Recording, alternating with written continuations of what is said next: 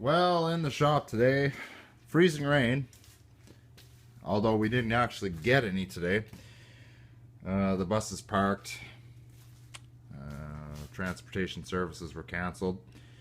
So I brought this in here because I was bored out of my mind. I went over to the car and I noticed that the passenger seat was soaking wet, and I mean soaking wet. I could visually see the water come off of the seat, come off of from the seam of the ceiling here and land on the seat. Really sucks, and it's gotten worse. So I figured now was the time to start the inevitable.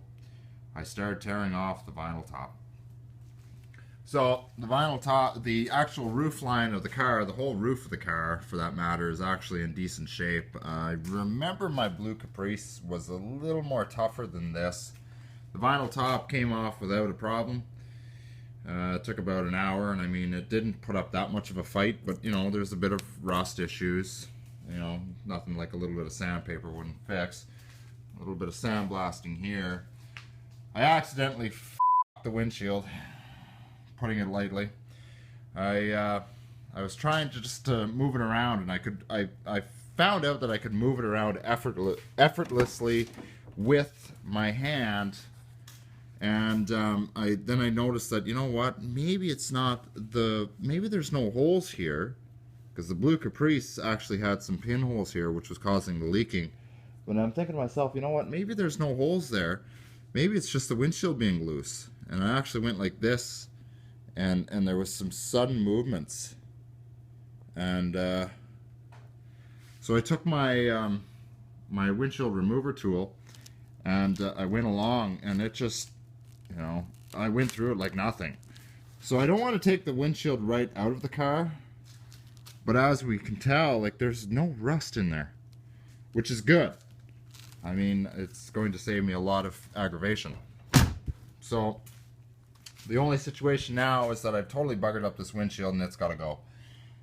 Which is, you know, it is what it is. But I mean, for 250 bucks you get a new one.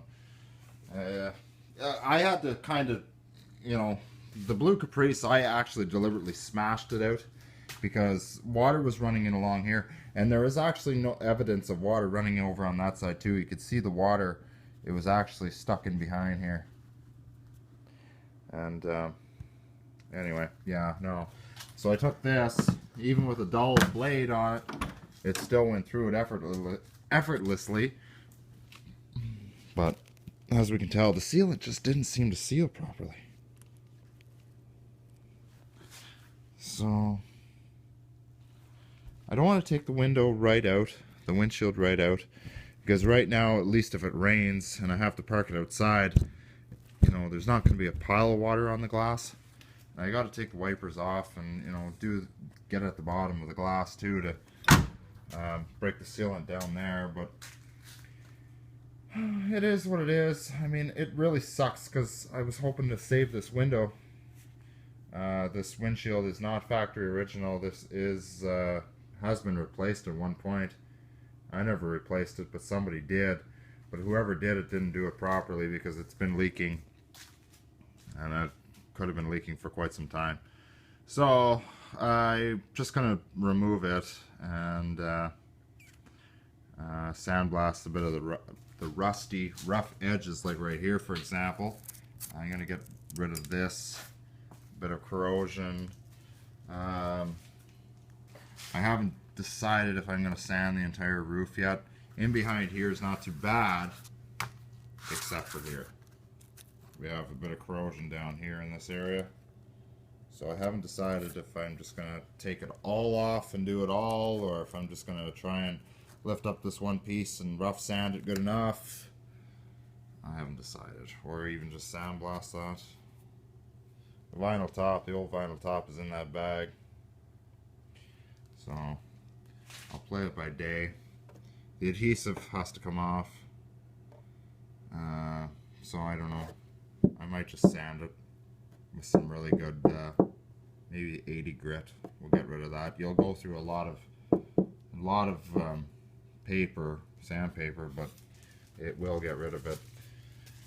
That'll need to be sandblasted. Now that the windshield's busted, I guess I really doesn't matter anymore. I was going to cover the windshield with a piece of plastic all the way across and sandblast this, but now that I got it all spidered to crap on here, I think what I'll do is I'll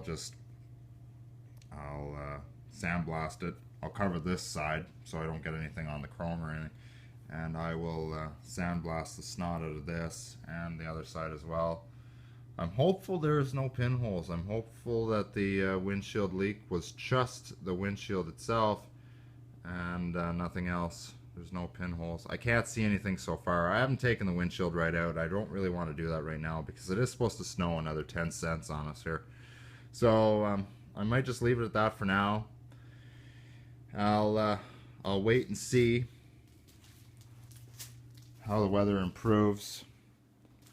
I can't have this vehicle have no windshield for a long period of time, so it'll have to get fixed at some point. A mobile van usually comes here. There's a windshield place that comes here in a van, and usually they come and put new windshields in vehicles right in either your driveway or whatever. They have like a mobile service, so I might just go for that. Looks like there might be a small pinhole right there. Yeah, look at that. There's a tiny one right there. But mind you, with it being up so high, I don't think that that's the reason that there was a substantial amount of water coming in. I think it was the sealant, personally. But I will know more after I get the window out of here.